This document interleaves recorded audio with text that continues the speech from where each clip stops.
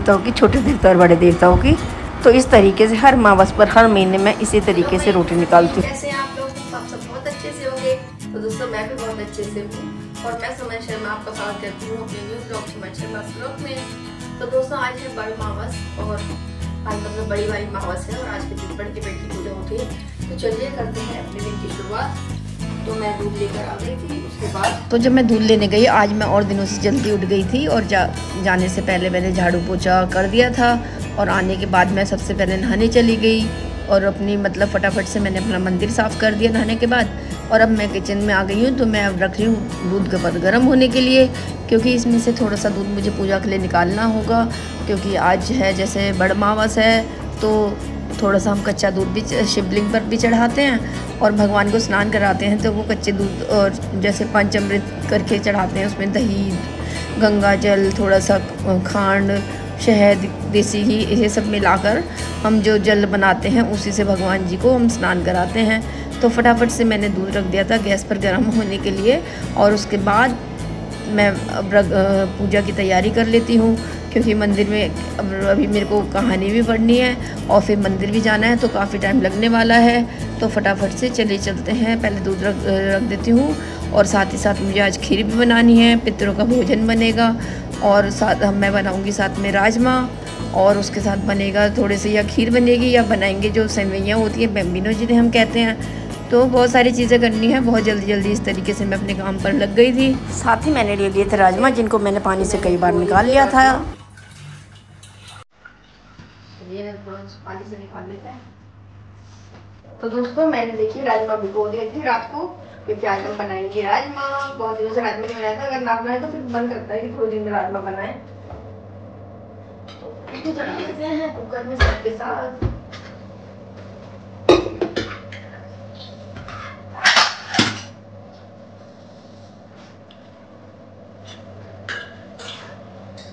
धो लिया था,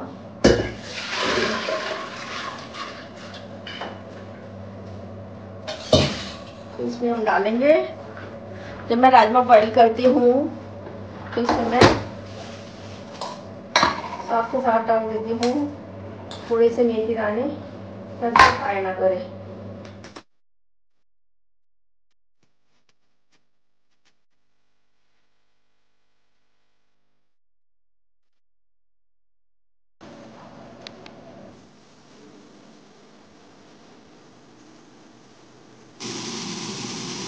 ये हो गया हमारी तैयारी।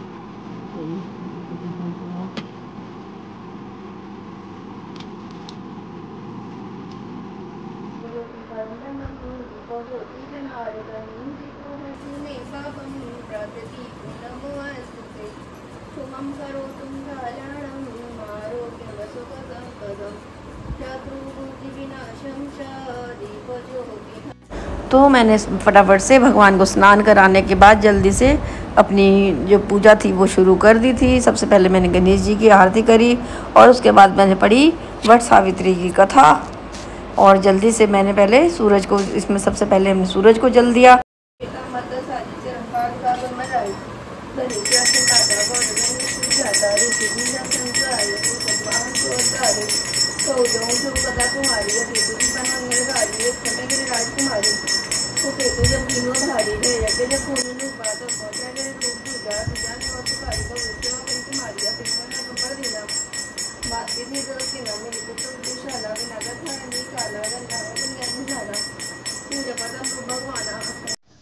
तो दोस्तों हमारे यहाँ है एक दुकान जिस पे होती है, जिससे निकलता है तेल। तो देखिए मैंने ये निकलवाया था 2 किलो नारियल का तेल, जिसमें कि 2 किलो मैं नारियल लेके तब तेल निकलवाया, तो इसमें देखिए इतना तेल निकला है। तो चलिए इसको ट्रांसफ़र किए। हमारा बिल्कुल 100% प्योर नारियल का तेल है, जो मैंने मशीन से अपने सामने निकलवाया है। तो हमारे यहाँ एक स्टोर है जिसपे कि ऐसे देसी सामान मिलता है, तो मैंने वहाँ जाके नारियल का तेल निकलवा लिया, क्योंकि नारियल का तेल बहुत ही अच्छा रहता है बॉडी के लिए भी, हर चीज़ के लिए। तो मैं इसमें से ट्रांसफ़र कर लेती हूँ। ये जो मेरे पास बोतल मैंने खाली उठा के रखी हुई थी।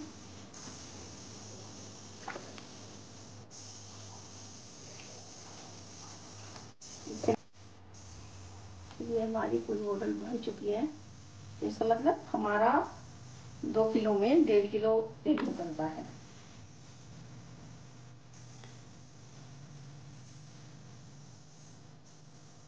मेरी फुलियाँ बंद करके निकल गई है। छोटे उसमें काम से कर लेंगे।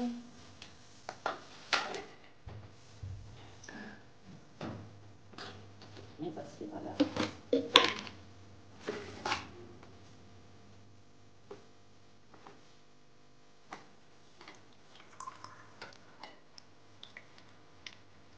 उसके बाद मैंने अपनी प्लेट कर ली थी रेडी, क्योंकि मुझे जाना था मंदिर। और आज तो बड़े के पेट की पूजा होती है, जो कि स्पेशल हमारी पूजा होती है। तो चलते हैं मंदिर। इस दिन सभी औरतें अपने अखंड सौभाग्य के लिए बड़ के पेड़ के पास जाकर पूजा करती हैं, उनकी लंबी आयु के लिए, दीर्घ आयु के लिए कामना करती हैं। और इसमें 108 बार ये बड़ के आसपास सूत लपेटती हैं और 108 बार ही उनकी परिक्रमा करती हैं, तभी उनको इनका अच्छा फल प्राप्त होता है। और सभी जल्दी उठ के पाठ पूजा करती हैं, नियम धर्म करती हैं और बट के पेड़ के पास जाकर अपनी पूजा करती हैं। तो मैं भी फटाफट से उठकर अपना सारा काम समाप्त करके आ गई थी मंदिर। और सबसे मैंने भोले जी के को भी अपना जो हम पूजा करते हैं वो पूजा करी। और उसके बाद मैं गई बट वृक्ष के, जो कि बगीचे में लगा है साथ ही में, फिर मैं गई बट वृक्ष के पेड़ के पास। तो यहाँ मंदिर में है परिक्रमा। पहले शिव जी पे जल चढ़ाया और स्नान कराया, फिर मैंने परिक्रमा करी और अब मैं आ गई हूँ बगीचे में बट वृक्ष के पास। सबसे पहले बट सावित्री का व्रत सावित्री माता ने अपने पति सत्यवान की लंबी उम्र के लिए किया था, क्योंकि वो अल्पायु थे। और सावित्री माता ने ये व्रत करके अपने पति के प्राण वापस ले लिए थे। तो इसलिए इस व्रत की बहुत ही मान्यता है सुहागन महिलाओं के लिए। बहुत ही विधि विधान से सब ये करते हैं।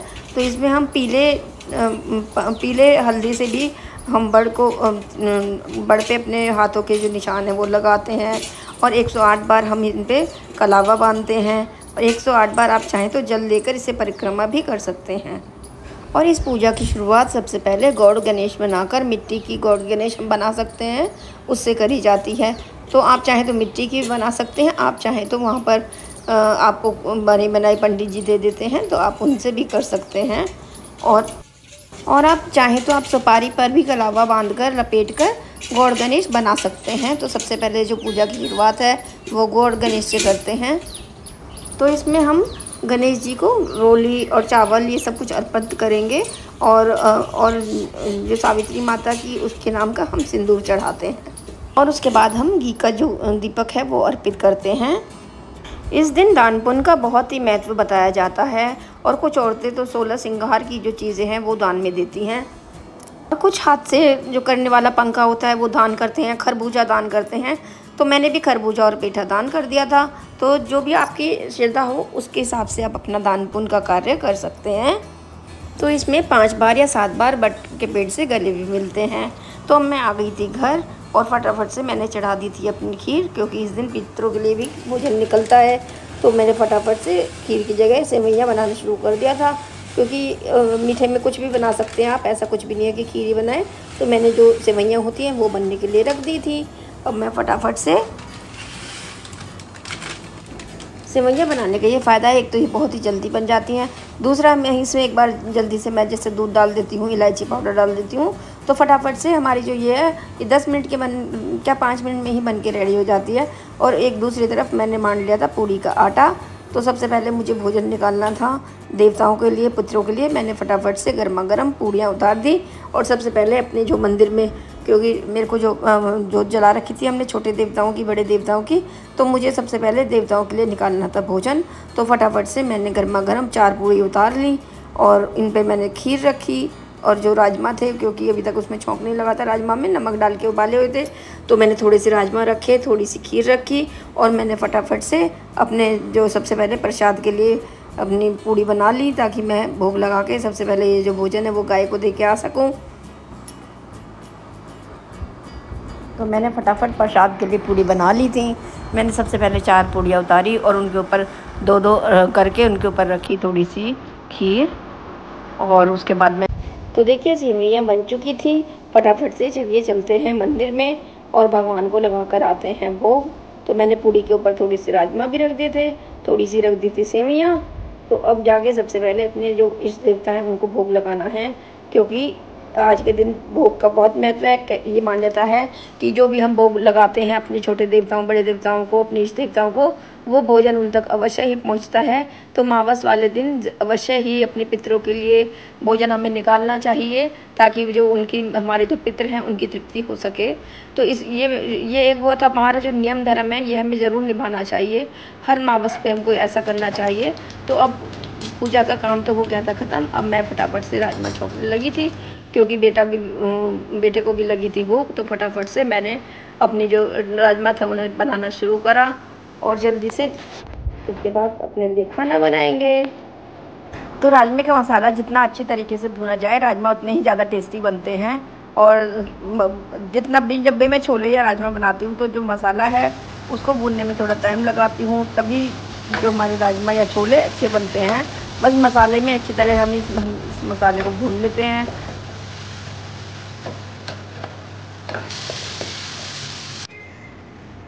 तो दोस्तों इस तरीके से मैंने पूरी जानकारी आपके साथ शेयर करी। अगर मेरा ब्लॉग अच्छा लगा हो तो प्लीज़ लाइक शेयर सब्सक्राइब ज़रूर करें। Thank you, take care, bye bye.